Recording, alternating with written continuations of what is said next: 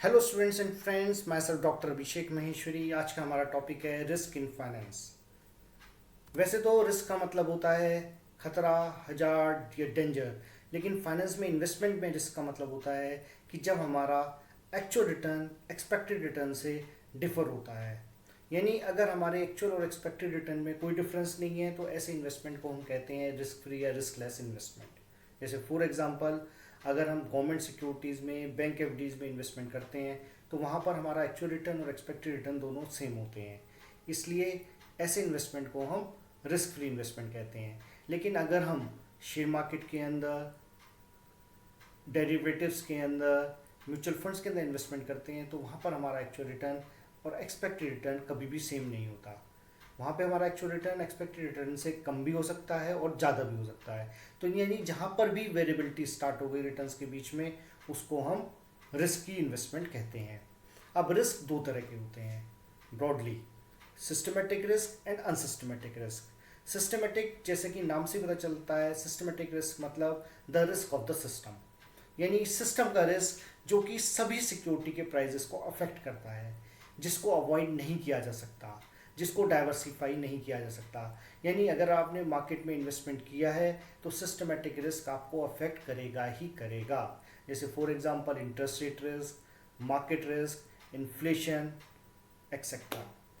Second है हमारा unsystematic risk. Unsystematic risk ये एक पर्टिकुलर कंपनी या एक इंडस्ट्री से रिलेटेड होता है। तो ऐसी कंपनी, अगर आपको पता है कि इस पर्टिकुलर कंपनी में कुछ प्रॉब्लम्स चल रही हैं, तो ऐसी कंपनी में इन्वेस्टमेंट ना करके, ऐसी कंपनीज को अवॉइड करके आप अनसिस्टमेटिक रिस्क से बच सकते हैं, इसको आप अवॉइड कर सकते हैं। तो इन दोनों को हम थोड़ा डिटेल में पढ़ते हैं। तो पहले सिस्टमेटिक रिस्क। सिस्टमेटिक रिस्क में नंबर वन है मार्केट रिस्क। शेयर मार्केट जो होता है वो डिमांड एंड सप्लाई के ऊपर चलता है। यानी अगर मार्केट में अच्छी न्यूज़ आती है तो शेयर्स की डिमांड बढ़ती है और उससे उनके प्राइजेस बढ़ते हैं। मार्केट में कोई नेगेटिव न्यूज़ आती है तो उससे शेयर्स की डिमांड डाउन होती है, सप्लाई बढ़ जाती है और उससे शेयर प्राइजेस डाउन हो जाते हैं। तो मार्केट रिस्क के अंदर एक तरह का बुल एंड बियर फेज आता है मार्केट के अंदर।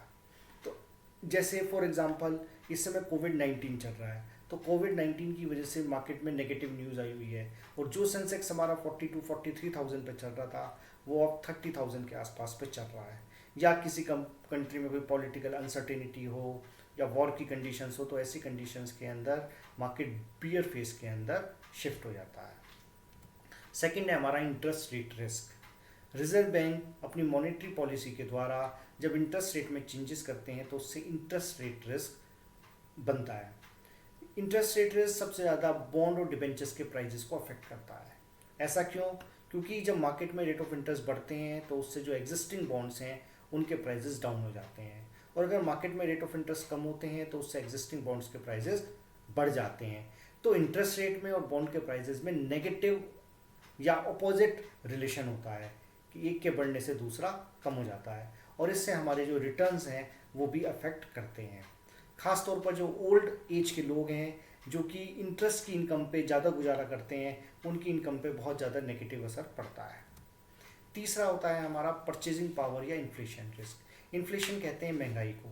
तो महंगाई बढ़ने की वजह से जो हमारे रिटर्न में चेंज आता है उसको हम कहते हैं इन्फ्लेशन रिस्क या परचेजिंग पावर रिस्क। इन्फ्लेशन के दो रीजंस होते हैं। एक तो होता है डिमांड पुल इन्फ्लेशन, यानी अगर मार्केट में डिमांड प्रोडक्शन से ज़्यादा हो, या दूसरा है हमारा कॉस्ट पुश इन्फ्लेशन, जब रॉ मटेरियल या सर्विसेज के प्राइसेस बढ़ जाते हैं तो उसकी वजह से भी महंगाई बढ़ जाती है। लेकिन महंगाई के बढ़ने से हमारे रिटर्न्स पे बहुत नेगेटिव असर पड़ता है। जैसे फॉर एग्जांपल, अगर मैंने 6% के रेट ऑफ इंटरेस्ट में बैंक में एफडी करवाता हूँ मैं, और मार्केट में रेट ऑफ इन्फ्लेशन 5% है, तो देखा जाए तो मेरा जो रियल रिटर्न हुआ वो अप्रॉक्सीमेटली केवल 1% ही रह गया। और अगर ये इन्फ्लेशन बढ़ करके 5 से बढ़ के 5.5% हो गया तो मेरा जो रियल रिटर्न है वो और भी कम हो जाएगा, वो सिर्फ 0.5% ही रह जाएगा। Then the unsystematic risk. Unsystematic risk दो तरह के होते हैं। The first one is businesses. Businesses related होता है कंपनी की ऑपरेशनल एफिशिएंसी से, यानी अगर कोई कंपनी ऑपरेशनली एफिशिएंट चल रही है तो उसमें बिजनेसेस कम होगा, जो ऑपरेशनली एफिशिएंटली काम नहीं कर रही है वह बिजनेसेस ज़्यादा होगा। जिन कंपनीज की सेल्स स्टेबल होती हैं वहाँ बिजनेस रिस्क कम होता है, बजाय कि ऐसी कंपनी में जहाँ की सेल्स बहुत ज़्यादा अनस्टेबल होती हैं, वेरिएबल होती हैं, कभी कम कभी ज़्यादा। जो कंपनीज एक ही तरह का प्रोडक्ट बनाती हैं वो ज़्यादा रिस्की मानी जाती हैं, बशर्ते कि ऐसी कंपनियां जो डाइवर्सिफाइड हैं, यानी जो डिफरेंट तरह के प्रोडक्ट्स बनाती हैं। क्योंकि अगर एक पर्टिकुलर प्रोडक्ट किसी वजह से मार्केट में बिकना बंद हो गया तो सिंगल प्रोडक्ट कंपनी को बहुत ज़्यादा नुकसान होता है। जिन कंपनीज के अंदर ट्रेड यूनियन एक्टिविटीज़ बहुत ज़्यादा होती हैं, लगातार टाइम टू टाइम स्ट्राइक्स होती रहती हैं, तो ऐसी कंपनी में बिजनेस रिस्क ज़्यादा हो जाता है। जो कंपनीज टेक्नोलॉजी पे ज़्यादा डिपेंड करती हैं, ऐसी कंपनीज में बिजनेस रिस्क ज़्यादा होता है, क्योंकि अगर इन्होंने टाइम के साथ अपनी टेक्नोलॉजी में चेंज नहीं किया तो ये फिर मार्केट से बाहर हो जाएंगी। सेकंड होता है हमारा फाइनेंशियल रिस्क। फाइनेंशियल रिस्क जैसे कि नाम से पता चल रहा है, the risk related with the finance, यानी जिन कंपनीज ने मार्केट से लोन ज़्यादा ले रखा है, डेट ज़्यादा इशू कर रखे हैं, तो ऐसी कंपनी फाइनेंशियली रिस्की मानी जाती हैं। ऐसी कंपनीज में लिक्विडिटी प्रॉब्लम भी आ सकती है। तो जो अनसिस्टमेटिक रिस्क है उसे हम अवॉइड कर सकते हैं। कैसे अवॉइड कर सकते हैं कि अगर हमें पता हो कि इन पर्टिकुलर कंपनीज के अंदर फाइनेंशियल रिस्क ज़्यादा है या बिजनेस रिस्क ज़्यादा है, तो ऐसी कंपनीज में इन्वेस्टमेंट ना करके। लेकिन systematic risk can not be avoided. Measurement of risk, risk को मेजर, किस कंपनी में कितना रिस्क है उसको मेजर किया जा सकता है, किस इन्वेस्टमेंट में कितना रिस्क है, किस पोर्टफोलियो में कितना रिस्क है, इसको मेजर किया जा सकता है। कैसे किया जा सकता है? By the use of the beta, standard deviation and coefficient of variation. तो मेजरमेंट ऑफ रिस्क हम अपनी नेक्स्ट वीडियो के अंदर डिस्कस करेंगे।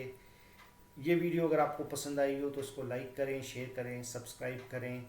आप अपने कोई भी सुझाव हो, अपनी कोई भी क्वेरी हो तो उनको आप कमेंट सेक्शन में लिख सकते हैं। Thank you.